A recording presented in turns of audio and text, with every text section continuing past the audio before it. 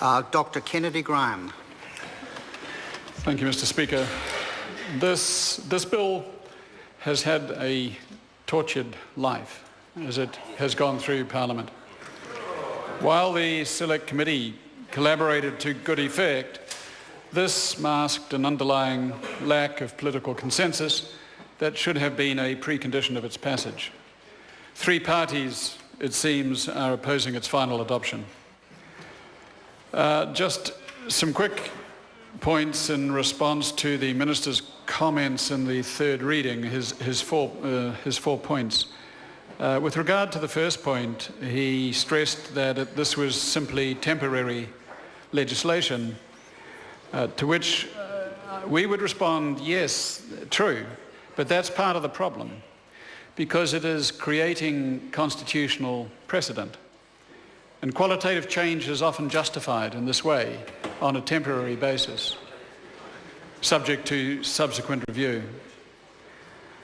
With regard to the fourth point, that New Zealand, the primary motive, or one of the primary motivations, is that New Zealand should be a good international citizen and that there is no room for moral ambiguity. Yes, I agree with that as well. But it is equally important that we are not artificially clear-sighted in our moral self-perception and self-regard. There should be no room, I suggest, for moral superiority, whether it is on the part of those promoting the bill or those opposing the bill.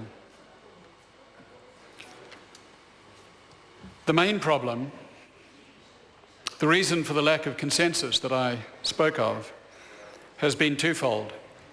A lack of transparency over the source itself of the legislation, the reason for it, and a studied imprecision and a lack of logic in the reasoning through to the final product. Because the government chose to oppose without any responding explanation the SOP that the Green Party put forward, which would have defined the central concept of foreign terrorist fighter, and advanced a statement of purpose explaining the bills, there will tonight be changes to 3 acts in New Zealand statute book that will allow new intrusive powers with no explanatory statement for the historical record and no statement of purpose of fact and no definitions entered. We pride ourselves in efficiently passing this legislation, but we lack the efficiency to clarify the central concepts in them. At the end of the day, the Prime Minister may feel comfortable with this piece of legislation, but most New Zealanders are not. And he leaves a legislative dog's breakfast as part of his political legacy. The committee chairman, a decent man to whom I want to pay tribute, kept describing the process as truncated as recently as half an hour ago. Aborted might be more accurate if we are talking about the democratic process. No piece of New Zealand legislation addressing constitutional rights, such as those of privacy of the person and dignity of the individual, as we have witnessed these past 2 weeks, should ever be subjected to this procedural abomination.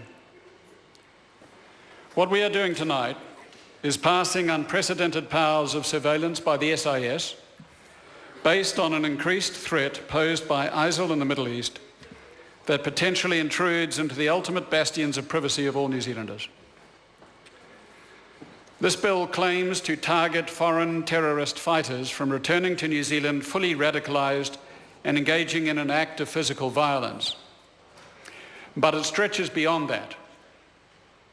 It will now be possible for the SIS, without ministerial warrant and at the decision of the director, to plant a camera for 24 hours in the bedroom of any New Zealander who may be suspected of facilitating an act causing major environmental damage, motivated by an ideological cause and aiming to unduly compel the government to abstain from some act.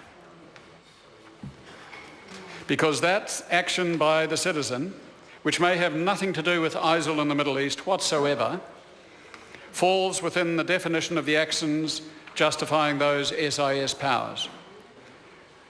This is wrong. I am aware of the avoidance of doubt subsection, and that does not change the fact. It is a sorry day for New Zealand. Yes, the world is a tough place. Yes, ISIL is brutal. Yes, we must ensure New Zealand's national security is safeguarded. But no, we must not panic and overreact to the realities out there that have existed since the Munich Olympics of 1972. And we must ensure that we do not get dragged into a higher level of threat than is natural for New Zealand through undue association with larger powers that have less regard for inter-civilizational dialogue, conflict resolution, and peaceful settlement. The Green Party concludes that while these issues are difficult and complex, it was right to have opposed the introduction of the bill in the first reading 14 days ago, and right to oppose its adoption in the third reading tonight.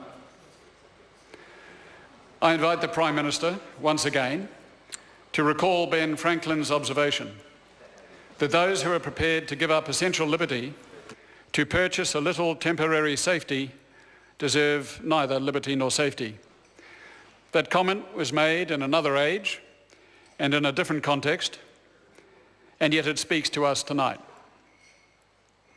And I invite all of us to reflect on John Rawls, who in his theory of justice argues that each person possesses an inviolability founded on justice that even the welfare of society as a whole cannot override.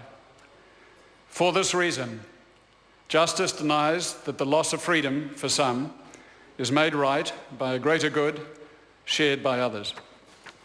The rights secured by justice are not subject to political bargaining or to the calculus of social interests.